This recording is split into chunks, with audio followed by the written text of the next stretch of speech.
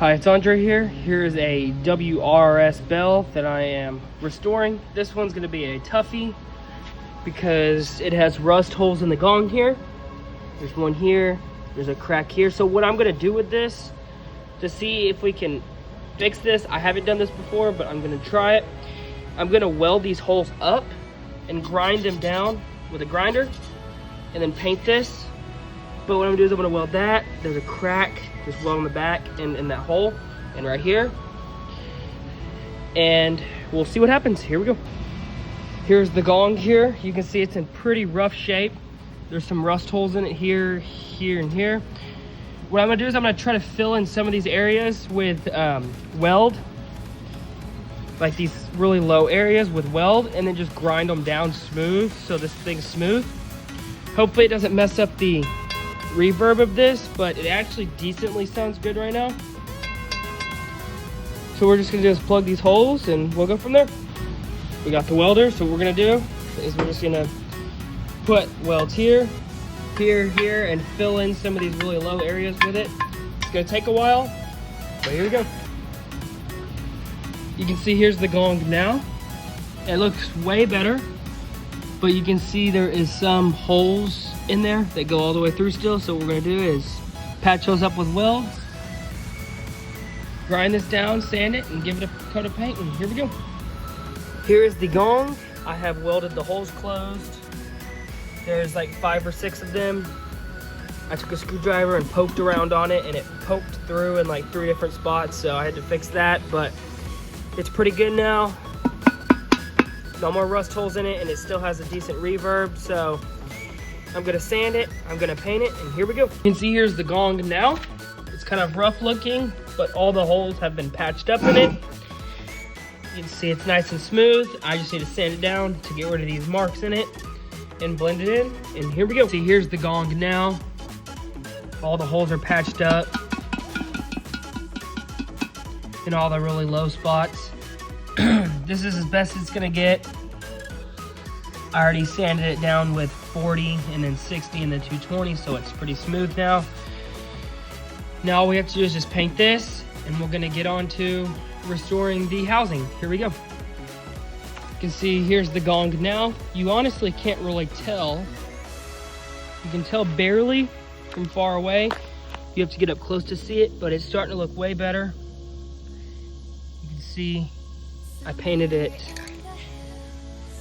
this Rust-Oleum metallic, pretty good paint, but see it just to protect it from further rust, but looks pretty good, and it still has a good resonance to it. So here we go. See, here's the inside of the bell. You can see it says Federal Sign and Signal Corporation on it. This is in pretty rough shape too. The coils have the copper wiring showing. What I'm gonna do is I'm probably gonna have to rewrap these, but this piece is seized. All of these screws are seized.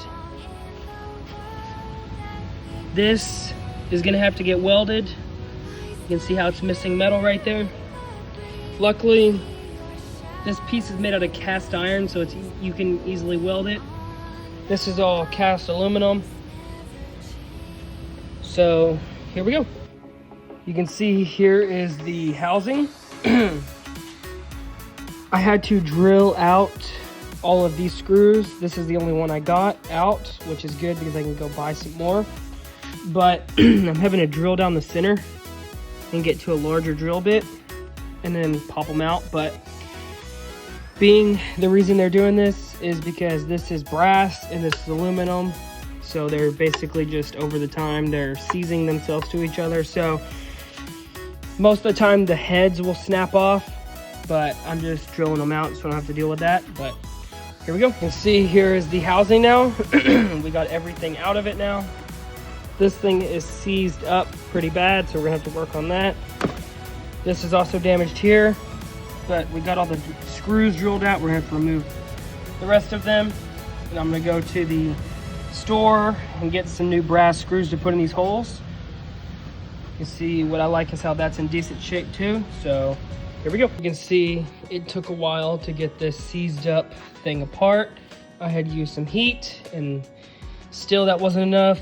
This broke, but luckily It's easy to weld cast iron, so I can weld that back together. This also broke too. This piece came off of here. I'm just gonna weld around that and weld this back on. The rest of it is in good shape. I'm gonna sand that down and put a new pin in there. That pin was so stuck, it was mushrooming over when I was trying to hit it out, so I had to cut right here and here. Cut the middle out and hit it out on each end, and it finally came out. This, I'm gonna fix this also. And here we go. Here's the first piece I'm gonna weld together. I'm just gonna weld this crack right here across and then weld the bottom. And we should be good to go. Here we go. You can see here's the first bead. It's pretty fat, but we'll grind it down to make it match the rest of the metal. And let's flip it over. Here we go. You can see the piece is completed now. See, it's welded back together and ground smooth.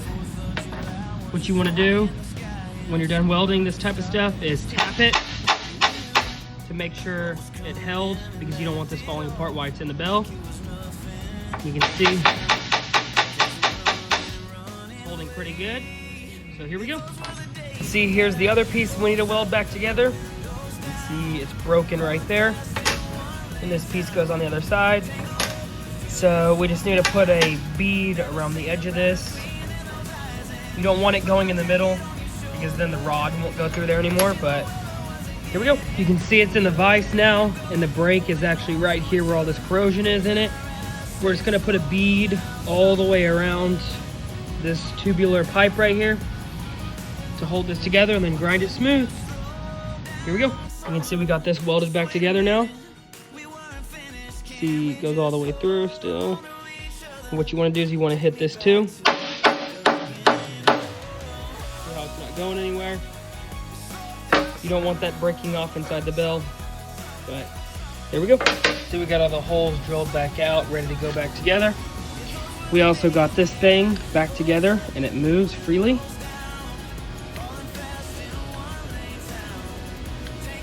Trying to do this one-handed here, but you can see it's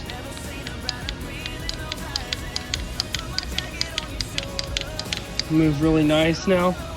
All the pins are put back into place. It's welded together right there and right there. Can't really see it though.